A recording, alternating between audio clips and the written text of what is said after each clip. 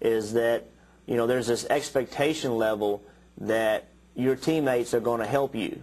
The problem is, what are you going to do when you have the opportunity to help them?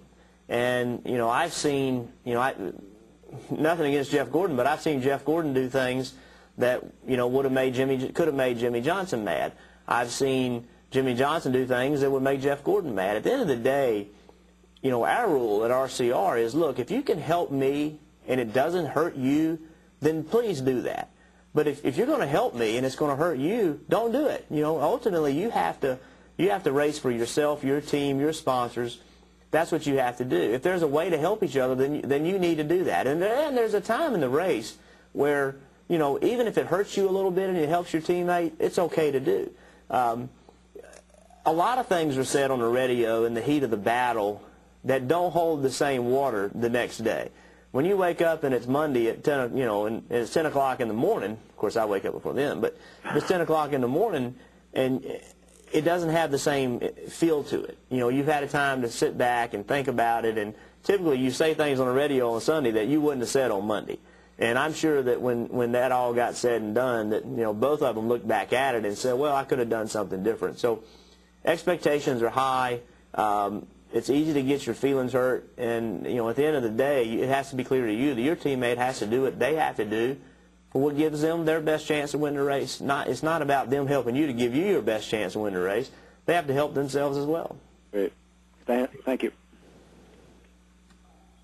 Thank you. And once again, if you would like to ask a question, please press the star and 1 on your touch-tone phone.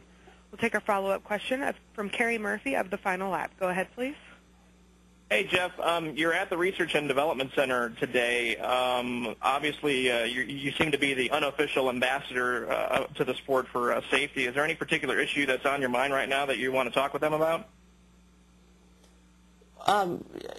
Well, there's always an issue on my mind I want to talk about. From a safety standpoint, I believe that we continue to push, continue to make things better, and I'm real proud of NASCAR for that. NASCAR, as seen by me, has become the leader in motorsports from a safety standpoint. They don't do everything perfectly, but they work really hard at it. And, that's all you can ask. And by the way, what I think is perfect may not be. It's an opinion. So I don't agree with them on everything, but what I do agree with is their attitude about pushing, making stuff happen, being proactive, trying to, if you have that, you can have success. When you get in trouble is when you quit trying. When you say, well, we're as safe as we can be, that's when you get you get yourself in trouble. So their attitude is awesome about it. They have their ears open. They listen to what we have to say. Even though we may not always agree, they do listen and they take it into account. We have to continue to look at our race cars and how to make them safer. We have to continue to look at racetracks about how to make them safer. We need to, when we learn a lesson, we should learn it. We shouldn't have to relearn it. And those are things that we all do together. But I don't have any one issue on my mind.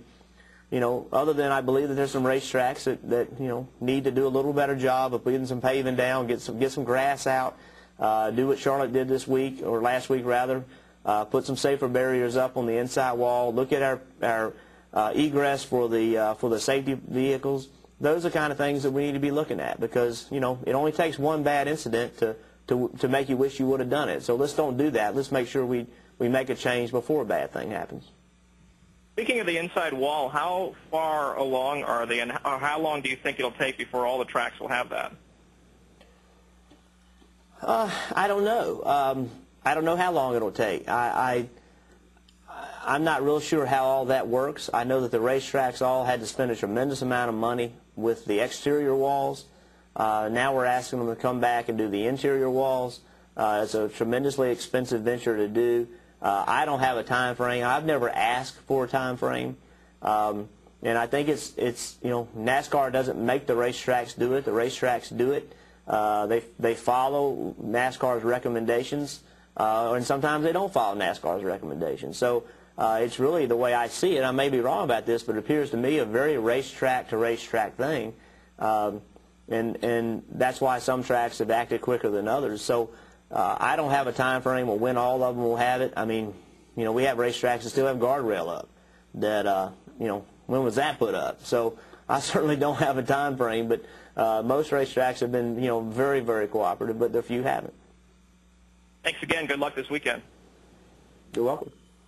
Thank you. We'll take our next question from Godwin Kelly of the Daytona Beach News Journal. Go ahead, please.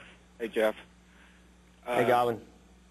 I'm doing a thing about just local short track racing and to see if these safety developments are trickling down any.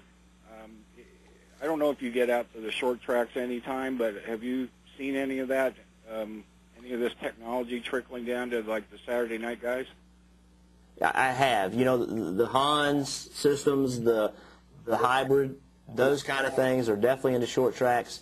The head support system. The Hans and the hybrid have received a tremendous amount of press. And by the way, they work exceptionally well.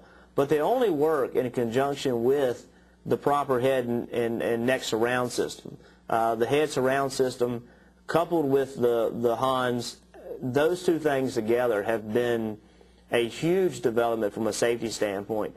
I went to a legend car race a couple years ago, and about 75% of the cars had the head surround systems in the car. That's unbelievable.